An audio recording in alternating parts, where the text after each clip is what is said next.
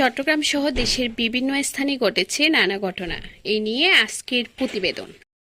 শুরুতেই চট্টগ্রাম নগরীর পতেঙ্গায় শুল্ক কর ফাঁকি দিয়ে মিয়ানমার থেকে আনা প্রায় ২৬ লাখ টাকার বার্মিজ পণ্য সহ ৬ জন পাচারকারীকে আটক করেছে কোস্টগার্ড।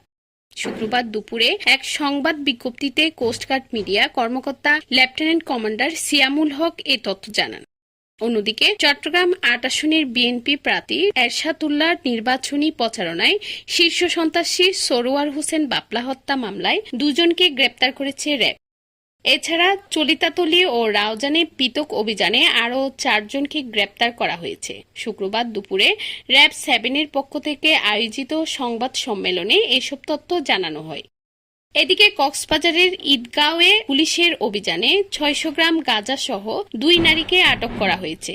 শুক্রবার রাতে থানার এসআই বদিউল আলমের নেতৃত্বে ইসলামাবাদ ইউনিয়ন আউলিয়াবাদ এলাকায় এই অভিযান পরিচালনা করা হয়। চট্টগ্রামের বাজারে হঠাৎ বেড়েছে পেঁয়াজের দাম। গত অক্টোবর মাস জুড়ে খুচরা পর্যায়ে ৮০ থেকে ৯০ টাকা কেজি দরে বিক্রি হলেও নভেম্বরের শুরুতেই দাম বেড়ে দাঁড়িয়েছে ১০৫ থেকে ১২০ টাকা কেজি।